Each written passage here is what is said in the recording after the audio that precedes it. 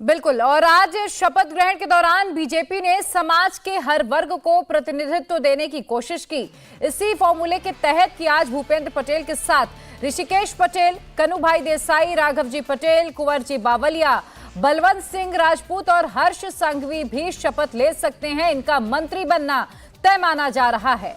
इस बार पिछली सरकार के मंत्रियों के साथ साथ विजय रूपाणी सरकार के मंत्रिमंडल में जो मंत्री शामिल थे, जो विधायक शामिल थे, उन्हें भी मंत्री पद की शपथ दिलाई जाएगी। इनके साथ साथ भानुबेन बावरिया, मोलू भाई बेरा का नाम भी शपथ ग्रहण जो मंत्री आज करेंगे उनकी लिस्ट में शामिल है। आज भूपेंद्र पटेल के साथ करीब 16 मंत्री शपथ ले सकते हैं। इनमें ऋषिकेश पटेल, कन्हूभाई देसाई, राघव जी पटेल, कुंवर जी बावलिया, बलवंत सिंह राजपूत और प्रिया हर्ष संघवी का नाम पक्का है। और आइए अब आपको ग्राफिक्स के जरिए मेरी सहयोगी प्रिया समझाएंगी कि किस तरीके से कौन कौन से ऐसे मंत्री हैं जो आज शपथ लेंगे और मंत्रिमंडल विस्तार जब होगा तो मुख्यमंत्री के अलावा कौन कौन से नाम शामिल होंगे। प्रिया, ओवर टू यू। बिल्कुल। और जो सबसे पहला नाम यहाँ पर है वो ऋषिकेश पटेल का है। इसके अलावा कन्हूभाई देसाई, राघव जी पटेल, जिनका मंत्री बनना तय हो चुका है, ये भूपेंद्र पटेल के मंत्रिमंडल का चेहरा होंगे। दिल्ली से भी इनके नामों पर मुहर लग चुकी है। इसके अलावा अगर हम बात करें, बलवंत सिंह राजपूत नया नाम है, नया चेहरा और नया भरोसा आप कह सकते हैं इन पर जताया जा सकता है। इनके भी मंत्री बनने की पूरी संभावना है। ये बनेंगे मंत्री। विजयनगर से विधायक हैं, पिछली सरकार में स्वास्थ्य मंत्री रहे हैं, कैबिनेट का पहले ही इनका अनुभव बेहतर रहा है और इसीलिए इन्हें मंत्रिमंडल में जगह मिलनी पक्की हो चुकी है। इसके अलावा बात करें कुंवर जी बावलिया, बलवंत सिंह राजपूत, हर्ष संघवी का भी मंत्री बनना तय है। हर्ष संघवी पिछली सरकार में भी मंत्री रहे हैं और इस बार भी इन्हें मंत्री पद मिलना तय। इसके अलावा अगर मैं बात करूं, मोलू भाई बेरा, भानुबेन बावरिया और कुबेर झिंडोरा, महिलाओं की अगर चेहरे की मैं बात करूं तो भानुबेन बावरिया को मंत्रिमंडल में शामिल किया जाएगा और आज ये भी भूपेंद्र पटेल के साथ शपथ ग्रहण समारोह में अपना शपथ लेंगे। इसके बाद बात करूं तो बच्चू भाई खाबड़, जगदीश पांचाल और पुरुषोत्तम सोलंकी का भी मंत्री बनना तय है। तो इंडिया टीवी सबसे पहले आपको नामों की डिटेल दे रहा है, उन नामों की लिस्ट दे रहा है जिनका मंत्री बनना तय है। कहा यह जा रहा है भूपेंद्र पटेल के अलावा लगभग 18 से 20 ऐसे विधायक हैं जो आज मंत्री पद की शपथ लेंगे। हालांकि किसे कौन सा पोर्टफोलियो दिया जाएगा अभी ये तय नहीं है, लेकिन कहा यह जा रहा है कि पूरा खाका तैयार कर लिया गया है। पिछले 25 सालों का विजन प्रधानमंत्री लेकर चल रहे हैं। आपने प्रधानमंत्री को सुना भी होगा, उन्होंने कहा था कि जो कैबिनेट के चेहरे होंगे पिछले अब जो आने वाले 25 साल हैं उस विकास की तस्वीर होगी। और कुछ ये जो नए संभावित नाम हैं जिन पर कहा जा रहा है कि भरोसा जताया जाएगा, बलवंत सिंह राजपूत, मोलू भाई बेरा, भानुबेन बावरिया महिला चेहरे के तौर पर मंत्रिमंडल में शामिल होंगी। और ये तीनों नए नाम हैं जो विधायक चुनकर आए हैं और इन्हें इस बार मंत्रिमंडल में शामिल होना लगभग तय माना जा रहा है। इसके अलावा नए नामों की बात करूं, भीखू सिंह परमार, प्रफुल्ल पैंसरिया, कुंवर जी हलपति, इनका भी मंत्री बनना तय है। तो ये नए चेहरे हैं भूपेंद्र मंत्रिमंडल के और कहा यह जा रहे इन तमाम नामों के लिए प्रधानमंत्री की ओर से भी सहमति बन गई है। इंतजार आज के भव्य कार्यक्रम का है। 2 बजे एक बार फिर आप कह सकते हैं जीत के साथ तो बीजेपी ने इतिहास रचा, लेकिन आज जो भव्य कार्यक्रम है इतिहास अपने आप में बनने जा रहे क्योंकि 7वीं बार गुजरात में बीजेपी की सत्ता आई है। जी, 1995 से लेकर अब तक बीजेपी की सत्ता काबिज है। बिल्कुल प्रिया, बहुत विस्तार से आपने उन चेहरों के बारे में बताया, उन 16 नामों के बारे में बताया जो आज शपथ ले सकते हैं। और हमारे ब्यूरो चीफ निर्णय कपूर इस वक्त हमारे साथ जुड़ चुके हैं, सीधे निर्णय का रुख करेंगे। निर्णय, आपसे ज्यादा बेहतर तरीके से कोई समझा नहीं सकता है क्योंकि गुजरात की राजनीति को आपने बहुत करीब से देखा है, इन लोगों को आप बहुत करीब से जानते हैं।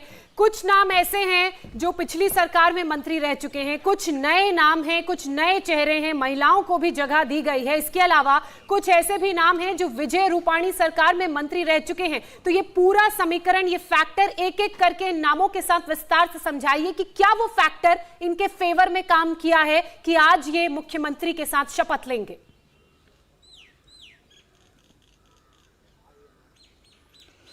देखिए, पहले तो हम अगर सिंपल गणित की बात कर लें तो 7 ऐसे मंत्री हैं जो पिछली सरकार में मंत्री थे, यानी भूपेंद्र पटेल की जो पिछली सरकार थी उसमें जो मंत्री थे उन्हें रिपीट किया गया है।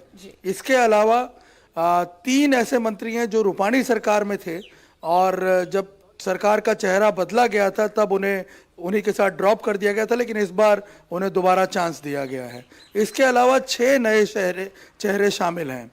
अब इसका अगर आप एक सिंपल लॉजिक देखें, बहुत ही प्रैक्टिकल बेसिस पे ये डिसीजन लिया गया है।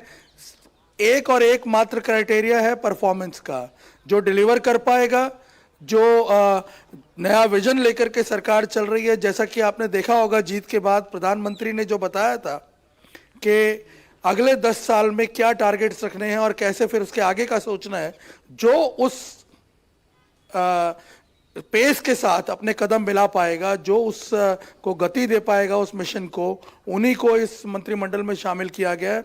मैं आपको बता दूं ज्योत्सना, किसी प्रकार के समीकरण, किसी प्रकार के रीजनल बैलेंस, जो कि हम अक्सर ट्रेडिशनल वे में जब एनालाइज करते हैं किसी भी मंत्रिमंडल को, तो ये सारी बातें जो हैं इसको ध्यान में रखा जाता है कि कौन सी कास्ट का प्रभुत्व ज्यादा है, कौन सी कास्ट को ज्यादा इम्पोर्टेंस दी जाएगी। जैसा कि आपने शुरुआत में कहा था कि 7 ऐसे नाम हैं जो पिछली सरकार में भी मंत्री रह चुके हैं, उन्हें रिपीट किया जा रहा है। तो एक एक करके इन नामों पर बात कर लेते हैं।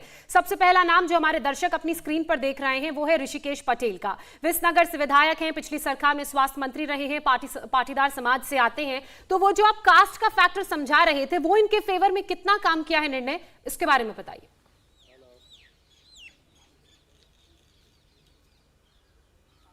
देखिए, ऋषिकेश पटेल की जहां तक आप बात करें, मैं आपको बता दूं कि उन्हें स्वास्थ्य मंत्री बनाया गया था पिछली सरकार में, और एक तरह से अगर देखा जाए तो उनका काम काफ़ी अच्छा रहा है। जिस प्रकार की परिस्थितियां थी जब कोरोना के समय में उनको बनाया गया था, और मैं आपको बता दूं रूपाणी सरकार को हटाने का भी एक सबसे बड़ा कारण था कोरोना में जो परसेप्शन बना था सरकार के खिलाफ, उसकी वजह से जिस प्रकार से कई महीनों तक विवाद चलते रहे, उसके बाद रूपाणी सरकार को हटाया गया। हालांकि और भी बहुत सारे डायनेमिक्स थे, लेकिन उसके बाद जिस प्रकार से ऋषिकेश पटेल को जिम्मेदारी दी गई स्वास्थ्य मंत्रालय की, उन्होंने काफ़ी बेहतर काम किया। एक तो कोरोना से मिटिगेशन के लिए जो लड़ाई थी उसमें तो काफ़ी उनका योगदान रहा ही, लेकिन सबसे बड़ी बात ये थी कि जो वैक्सीनेशन का प्रोग्राम शुरू किया गया था, उसी समय पे करीब करीब वैक्सीनेशन का प्रोग्राम शुरू हुआ था, जिसको बहुत इफेक्टिवली उन्होंने इम्प्लीमेंट किया। इसके अलावा कई और ऐसे बेनिफिशियरी प्रोग्राम थे जिनको उन्होंने काफ़ी आगे बढ़ाया। जैसे गुजरात में जो डायलिसिस का एक पेरिफेरल डायलिसिस का प्रोग्राम चल रहा है, उसको one Gujarat one dialysis programme के तहत उन्होंने राज्य में करीब 280 सेंटर्स पे इस सुविधा को पहुंचाने की कोशिश की, जहां लोगों को फ्री डायलिसिस दिया जा रहा है। तो ऐसे बहुत सारी योजनाएं थी जिनको उन्होंने इफेक्टिवली इंप्लीमेंट किया, और परफॉर्मेंस लेवल पे अगर देखा जाए तो उनके नंबर काफी आगे तक जाएंगे। और यही वजह मैं आपको एक बता दूं कि अमित शाह जब इनके प्रचार के लिए गए थे, तब एक ही ऐसे व्यक्ति थे जिनके बारे में पूरे प्रचार के दौरान ये कहा गया था कि आप एमएलए नहीं चुनेंगे, आप सीधा मंत्री चुनेंगे। तो इतना विश्वास था इनके ऊपर पहले से ही ये नाम तय माना जा रहा था। इसके अलावा अगर निर्णय बात करें तो कनुभाई देसाई का भी मंत्री बनना तय हो चुका है। कहा यह जा रहा है कि पिछली सरकार में वित्त मंत्री का इन्होंने पदभार संभाला और इन्हें अच्छा खासा अनुभव भी है कैबिनेट का। पारदी से विधायक और दक्षिण गुजरात से आते हैं, तो इनके वो कौन कौन से फैक्टर्स हैं कि बीजेपी इन पर एक बार फिर से इस चेहरे पर अपना भरोसा जता रही है और मंत्रिमंडल में शामिल कर रही है?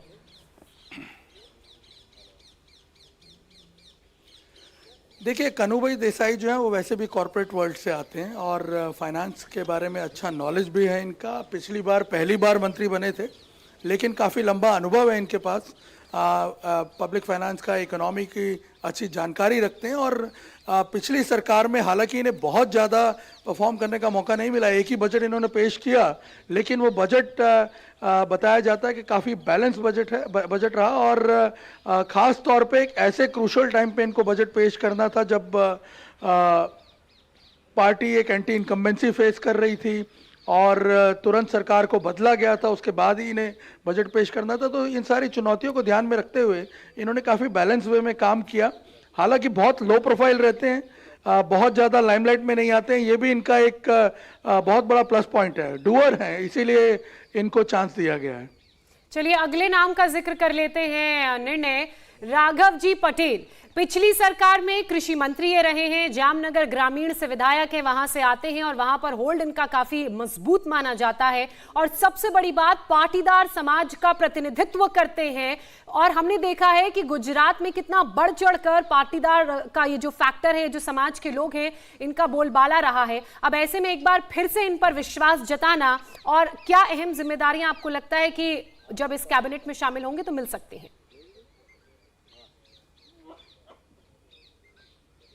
देखिए, आपने पहले ही बता दिया पाटीदार फैक्टर। मैं आपको बता दूं कि चाहे कुछ भी हो जाए गुजरात के अंदर, पाटीदार और बीजेपी जो पार्टी है, दोनों के बीच में चोली दामन का नाता है। दोनों एक दूसरे के बिना अधूरे हैं, दोनों एक दूसरे के पूरक माने जाते हैं। और इस बार भी देखिए, भले ही छोटी सी कैबिनेट बनी है, मुख्यमंत्री को मिलाकर के कुल 17 मंत्री हैं, लेकिन 17 में से 5 पाटीदार मंत्री हैं इस कैबिनेट में।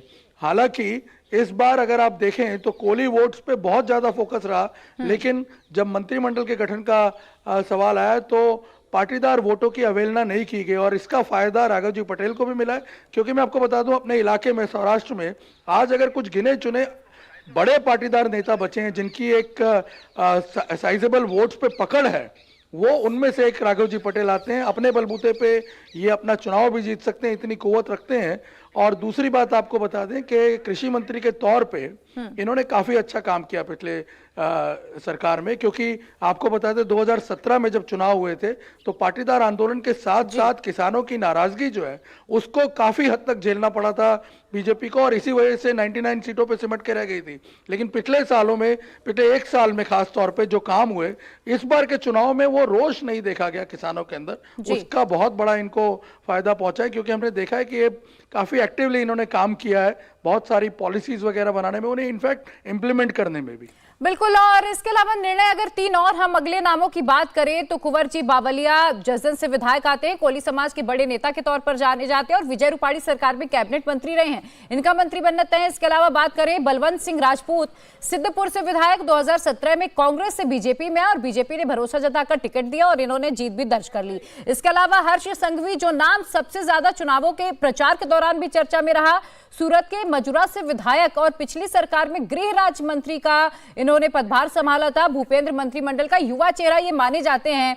तो निर्णय जो ये तीनों नाम अभी हमने अपने दर्शकों के सामने रखे, इन पर एक जो कांग्रेस से आए विधायक है उन पर भी भरोसा जताया जाएगा।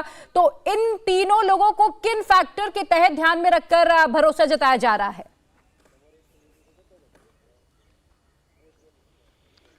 देखिए, इन तीनों की एक साथ चर्चा करने की बजाय मैं तीनों पे अलग अलग फोकस करूंगा, क्योंकि तीनों की अपनी अलग यूनिक क्वालिटीज हैं। जी बिल्कुल। कुंवर जी बावलिया और बलवंत सिंह राजपूत दोनों कांग्रेस से ही बीजेपी में आए हैं और बलवंत सिंह राजपूत को अब जाके एक बड़ा पदभार मिलने वाला है। मैं आपको बता दूं, इंडस्ट्री क्षेत्र से जुड़े हुए हैं और ठाकुर क्षत्रिय समाज जो है, क्षत्रिय राजपूत समाज, उस पर काफ़ी अच्छी पकड़ रखते हैं। इस बार सिद्धपुर की सीट से जीत करके आए हैं। इनके लिए चुनाव भी काफ़ी टफ माना जा रहा था और मुझे ऐसा लगता है कि इनका इंडस्ट्री का अनुभव देखते हुए, क्योंकि ये पास में जीआईडीसी के माफ़ कीजिएगा चेयरमैन भी रह चुके हैं, पिछले सरकार में जीआईडीसी के चेयरमैन थे, गुजरात इंडस्ट्रियल डेवलपमेंट कॉरपोरेशन के। तो मुझे लगता है, हो सकता है इनको शायद अब एक अच्छी रिस्पॉन्सिबिलिटी मिले शायद उद्योग क्षेत्र में, ऐसा मेरा मानना है। ये अभी पहले से तय नहीं हुआ है। इसके अलावा कुंवर जी बावलिया रूपाणी सरकार में मंत्री थे, क्योंकि पूरी सरकार का फेस चेंज करना पड़ा, इसलिए उन्हें भी ड्रॉप किया गया। हालांकि उनके काम से कोई परेशानी नहीं थी, लेकिन क्योंकि एक एक्सपेरिमेंट करना था, इसलिए उसका खामियाजा इनको भी भुगतना पड़ा। बहुत बड़े कोली नेता हैं, राष्ट्रीय कोली सेना के कोली समाज जो है उसके अध्यक्ष भी हैं और एक साइजेबल जो कोली वोट है उस पर अपना प्रभुत्व रखते हैं। और इस बार मैं आपको बता दूं, पाटीदारों के अलावा यदि बीजेपी के लिए सबसे ज्यादा कोई मैटर करता था इन चुनाव में तो वो कोली वोट थे। और वहां अगर आप देखें उस डेमोग्राफिक प्रोफाइल में तो बीजेपी को सबसे ज्यादा सफलताएं भी वहां मिली हैं, इसलिए इसका रिवॉर्ड भी एक तरह से उन्हें मिला है। क्योंकि आप देखिए, रूपाणी सरकार के जो 24 मंत्री थे उनमें से मात्र 3 मंत्री, क्योंकि कईयों के तो टिकट ही कट गए थे, तो 3 मंत्रियों को रिपीट किया जा रहा है, उनमें से एक कुंवर जी बावलिया है। लेकिन सबसे इंपॉर्टेंट जो बात हम कर रहे हैं हर्ष संघवी की, सिर्फ चुनाव प्रचार के दौरान ये लाइमलाइट में नहीं रहे। मैं आपको बता दूं कि अगर पिछली सरकार की हम बात करें, भूपेंद्र पटेल सरकार की, तो एक तरह से भूपेंद्र पटेल सरकार का परसेप्शन बनाने में इस युवा नेता का बहुत बड़ा रोल है। गृह मंत्रालय संभाल रहे थे, यूथ एंड कल्चर मंत्रालय भी इनके पास था। बाद में आप देखिए इनकी परफॉर्मेंस को देखते हुए जब राजेंद्र त्रिवेदी से रेवेन्यू मिनिस्ट्री वापस ले ली गई तो इनको रेवेन्यू का भी कार्यभार जो सौंप दिया गया था। होम मिनिस्ट्री में जबरदस्त काम किया इन्होंने। एक तरह से आपने देखा होगा जो ड्रग रैकेट्स को ब्रेक करने का जो पूरा अभियान चला गुजरात में, उसको ये बहुत क्लोजली मॉनिटर करते रहे, पूरे डिपार्टमेंट को काफ़ी मोटिवेट किया उसके लिए। इसके अलावा यूथ एंड कल्चर मिनिस्टर के तौर पे आप देखिए बड़े बड़े इवेंट्स हुए। इस बार खेल महाकुंभ जो हुआ गुजरात में वो अप्रत्याशित था, इस तरह के लेवल पे पहले कभी नहीं। और सबसे बड़ी बात, महज 3 महीने के अंदर अंदर जब इन्हें सौंपा गया नेशनल गेम्स, 36वें राष्ट्रीय गेम जो थे वो गुजरात में आयोजित करने का, क्योंकि गोवा में हो रहे थे और गोवा से शिफ्ट करना पड़ा था। और 3 महीने के अंदर अंदर इन्होंने इस तरह से प्लान किया था पूरे डिपार्टमेंट को साथ में रख के कि प्रधानमंत्री जब खुद यहाँ आए थे इनॉग्रेशन करने तो उन्होंने खुद भर के तारीफ की थी कि ये काम सिर्फ यहाँ का एडमिनिस्ट्रेशन कर सकता है। और मैं आपको बता दूं बहुत अच्छे प्लानर हैं, स्ट्रेटजीज काफ़ी अच्छी तरह बनाते हैं, लेकिन उससे भी ज़्यादा उन्हें इम्प्लीमेंट करने की जो कुव्वत है इनके अंदर वो बहुत ज़बरदस्त है। और उसका 1 साल में परिचय जो है गुजरात के लोगों को हुआ है। और मुझे लगता है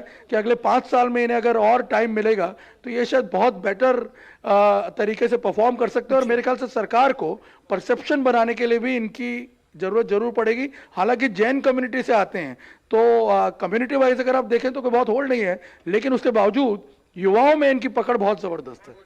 युवा चेहरा हैं, मोदी और शाह के करीबी माने जाते हैं और जो जिम्मेदारियां उन्हें पिछले कुछ सालों में दी उन्हें अच्छे से निभाया और उसी का फलस्वरूप आज मंत्री पद की शपथ वो लेने वाले हैं। हर्ष सांघवी, निर्णय कुछ और नामों के बारे में हम विस्तार से बात कर लेते हैं, फिर एक एक करके ये डिटेल्ड फैक्टर आपसे समझेंगे कि क्यों इन्हें मंत्री पद की शपथ दिलाई जाएगी।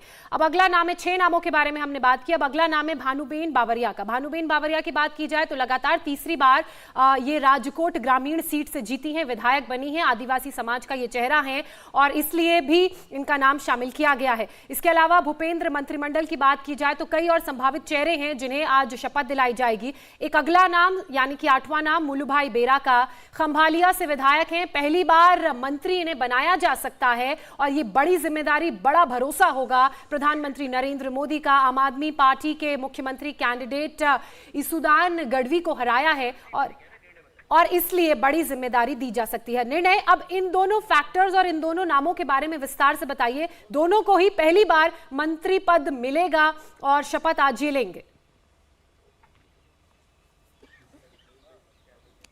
जी, सबसे पहले तो मैं एक छोटा सा करेक्शन कर दूं। भानुबेन बावरिया जो है वो दलित चेहरा है, वो दलित समाज से आती है। राजकोट ग्राम्य की जो रिजर्व सीट है दलितों के लिए, शेड्यूल कास्ट के लिए, उसको उन्होंने वहाँ से चुनाव जीता है। वो आदिवासी क्षेत्र से नहीं आती हैं।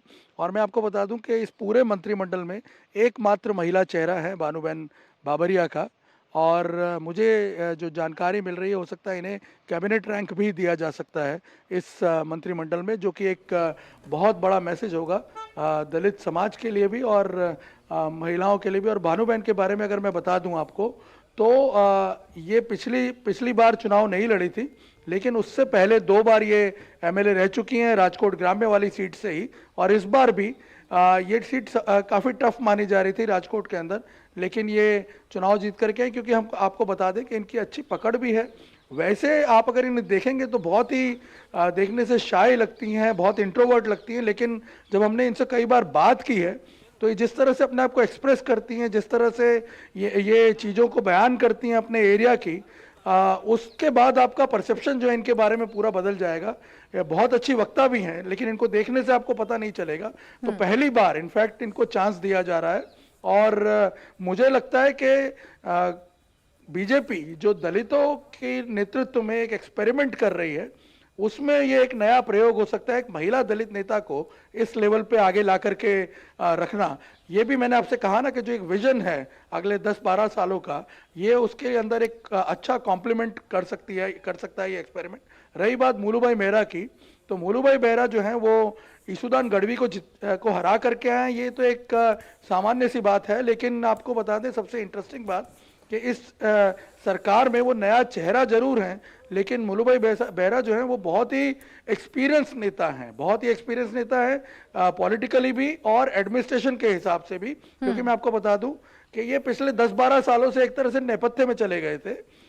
लोगों ने समझा कि अब ये हाशिए पर चले गए हैं, इनका पॉलिटिकल अस्तित्व जो है वो खत्म हो चुका है। लेकिन देखिए दोबारा ये नरेंद्र मोदी का ही एक अलग सोचने का तरीका है, इनको दोबारा लड़वाया और ईशुदान गढ़वी जो कि बहुत हाइप था उसका, उसके सामने इनको लड़वाया और उन्हें कॉन्फिडेंस था कि ये जीत करके आएंगे। उसकी वजह यह है कि मुलू भाई बेहरा जो हैं 10 साल 12 साल पहले का अगर आप इतिहास देखें तो वो लगातार मंत्री रहे हैं। केशुभाई पटेल के मंत्रिमंडल में मंत्री थे, इवन नरेंद्र मोदी के जो पहला मंत्रिमंडल था उसमें वो मंत्री रह चुके हैं और कृषि विभाग जैसे इंपॉर्टेंट विभाग जो है वो संभाल चुके हैं। बड़े आहिर नेता है। आपको बता दूं कि पिछली सरकार में जब रूपाणी सरकार को बदला गया तो उसके बाद पिछली सरकार में एक भी आहिर नेता को मंत्री नहीं बनाया गया था, तो उसको लेकर के काफी चर्चाएं भी चल रही थी, काफी विवाद की बातें भी चल रही थी। लेकिन इस बार मुलू बेहरा को बनाया है तो इससे हालांकि ये कंसिडरेशन में नहीं होगा आहिर समाज का, लेकिन मुझे लगता है कि आहिर समाज में एक मैसेज भी जाएगा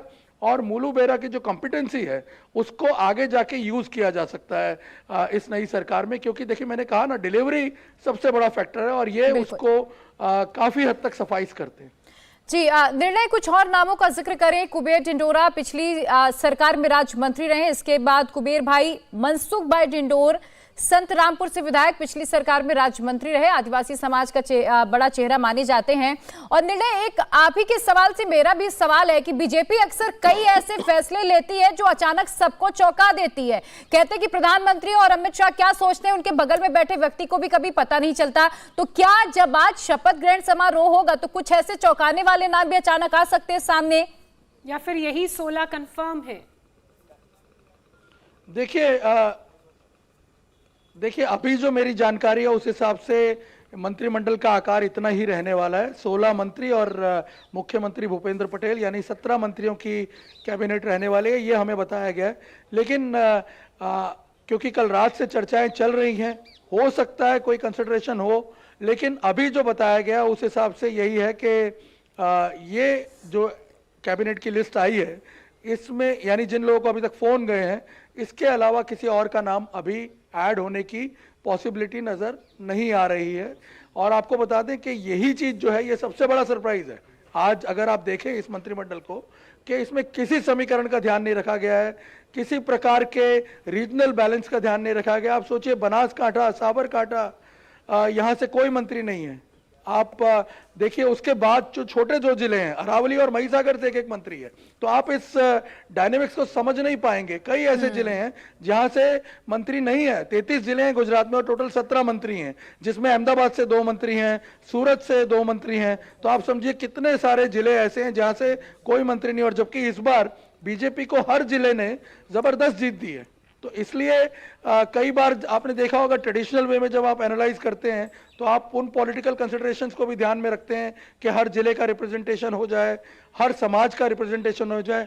मैं हैरान हूं इस लिस्ट को देख करके, एक भी ठाकुर समाज का प्रतिनिधि नहीं है यहाँ पे, जबकि ऐसा नहीं है कि ठाकुर कैंडिडेट जीत करके नहीं आए हैं। अल्पेश ठाकुर के नाम की बहुत चर्चा हो रही थी कि काफी बड़े नेता हैं ठाकुर समाज के, लेकिन उनका नाम नहीं है इस लिस्ट में। हो सकता है कि बाद में कंसिडर किया जाए या फिर उनको और अभी टेस्ट किया जाए, उसके बाद उन्हें चांस दिया जाए। अब देखिए इतने बड़े मंत्री थे जीतू वाघानी, उनका नाम नहीं है लिस्ट में। पिछली सरकार में एजुकेशन मिनिस्टर थे, गुजरात पार्टी के अध्यक्ष रह चुके हैं उससे पहले, लेकिन इस लिस्ट में उनका नाम नहीं है। तो ऐसे बहुत, जयेश रादड़िया का नाम नहीं है, बड़े पाटीदार नेता हैं। देखिए 5 पाटीदार मंत्री हैं, लेकिन जयेश रादड़िया जिसको कि इस टाइम एक इन्फ्लुएंशियल पाटीदार नेता के तौर पे प्रोजेक्ट किया जा रहा है जगह जगह, उनका नाम नहीं है इस लिस्ट में। और मजे की बात यह है कि इस वक्त बीजेपी के अंदर किसी भी नेता की ये ताकत नहीं है कि वो इस फैसले का विरोध कर सके। आप देखिए जो मैंडेट मिला है, सबसे बड़ी बात क्या है यहाँ पे कि मैंडेट जो मिला है, इतना बड़ा मैंडेट, इतना अप्रत्याशित मैंडेट। और हैरानी की बात यह है कि कोई कैंडिडेट जो है वो ये क्लेम नहीं कर सकता कि मेरी वजह से ये आया है। सब जानते हैं नरेंद्र मोदी के चेहरे पे ये मैंडेट आया और नरेंद्र मोदी की सोच के हिसाब से ही अब चलना पड़ेगा। और सबसे अच्छी बात यह है कि यहां पर किसी भी तरह का कोई पॉलिटिकल डिवीजन नहीं है। जिसको जो जिम्मेदारी सौंप दी जाती है वो उसको बहुत ही बखूबी उस जिम्मेदारी को निभाता है। निर्णय, आप हमारे साथ जुड़े, आपने इन तमाम नामों के बारे में विस्तार से वो सारे फैक्टर समीकरण समझाए जो इन्हें यहां तक लेकर आए हैं और आज ये मुख्यमंत्री के साथ शपथ ग्रहण करेंगे। हालांकि ये कम ही संभावना है कि कुछ और नए नामों को आज के शपथ ग्रहण कार्यक्रम में शामिल किया जाएगा। बहुत शुक्रिया। इसी बीच गांधीनगर के सचिवालय के हेलीपैड ग्राउंड में शपथ की तैयारियां लगभग पूरी हो चुकी हैं। हमारी सहयोगी गौनिका ने वहां से एक रिपोर्ट भेजी है, देखिए आप। भूपेंद्र पटेल दूसरी बार गुजरात के मुख्यमंत्री के तौर पर शपथ ले रहे हैं और उनके शपथ ग्रहण समारोह की तैयारी गुजरात के गांधीनगर में पूरी हो चुकी है। गांधीनगर के सचिवालय में इस वक्त हेलीपैड पर हम मौजूद हैं। हेलीपैड के इस पूरे ग्राउंड को पूरी तरह सजा दिया गया है। सामने आपको मंच दिखाई दे रहे हैं। ये वो मंच है जिस मंच से एक इतिहास बनेगा। इतिहास इसीलिए क्योंकि 27 साल की एंटी इनकम्बेंसी को प्रो इनकम्बेंसी में बदलना कोई बीजेपी से सीखे और बीजेपी ने जिस तरीके से गुजरात में उस एंटी इनकम्बेंसी को प्रो इनकम्बेंसी में बदला है, उसके बाद अब दोबारा से बीजेपी की सरकार गुजरात में बन गई है और 156 सीटों का एक प्रचंड बहुमत के साथ यहां पर बीजेपी यहां पर सरकार बनाने जा रही है और भूपेंद्र पटेल मुख्यमंत्री के तौर पर दोबारा से शपथ लेने जा रहे हैं और उनके साथ साथ 20 से 22 मंत्री भी इस शपथ ग्रहण समारोह में उनके साथ शपथ ले सकते हैं। और जो सामने मंच दिखाई दे रहा है, इस सामने मंच पर राज्यपाल मौजूद रहेंगे। इसके साथ साथ भूपेंद्र पटेल जो शपथ लेंगे और इस शपथ ग्रहण समारोह इसलिए भी खास है क्योंकि प्रधानमंत्री नरेंद्र मोदी खुद यहां पर इस शपथ ग्रहण समारोह का हिस्सा बनेंगे। गृह मंत्री अमित शाह पहुंचेंगे, बीजेपी के राष्ट्रीय अध्यक्ष जेपी नड्डा पहुंचेंगे और उसके साथ साथ तमाम गणमान्य लोग, बीजेपी के तमाम नेता, तमाम ऐसे एमपीज, एमएलएज जो कि बीजेपी के हैं, वो यहां पर इस शपथ ग्रहण समारोह में शामिल होंगे।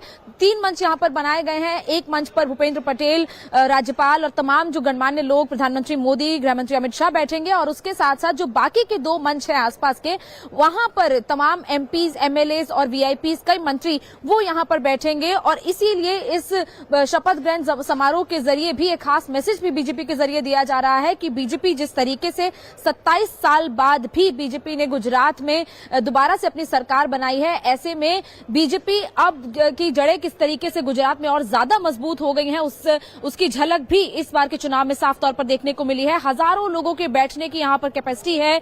तमाम लोग जो कि वीआईपीज हैं, इसके अलावा आम लोग जो कि इस शपथ ग्रहण समारोह का हिस्सा बनना चाहते हैं, वो यहां पर बैठेंगे और उसके साथ उसके लिए सुरक्षा के भी कड़े इंतजाम कर दिए गए हैं। तमाम जो पुलिस फोर्सेज है वो यहां पर तैनात की गई है। इसके साथ साथ जो प्रधानमंत्री की सुरक्षा में एसपीजी तैनात होती है वो भी कुछ देर में यहां पर पहुंचेगी और इस पूरे एरिया को टेक ओवर कर लेगी क्योंकि इस तरीके के कार्यक्रम में खासतौर पर सुरक्षा को लेकर काफी ज्यादा ध्यान रखा जाता है। स्निफर डॉग की मदद से हर जगह पर चेकिंग की जा रही है। इसके साथ साथ तमाम टीम्स यहां पर सिक्योरिटी की वो पहुंच रही है ताकि सुरक्षा में किसी तरीके की चूक ना हो।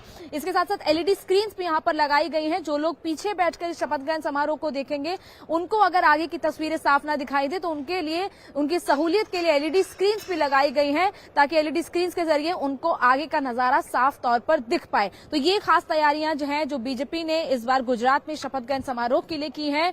भूपेंद्र पटेल मुख्यमंत्री के तौर पर शपथ लेंगे और उनके साथ साथ 20 से 22 मंत्री भी इस शपथ ग्रहण समारोह में शपथ लेंगे।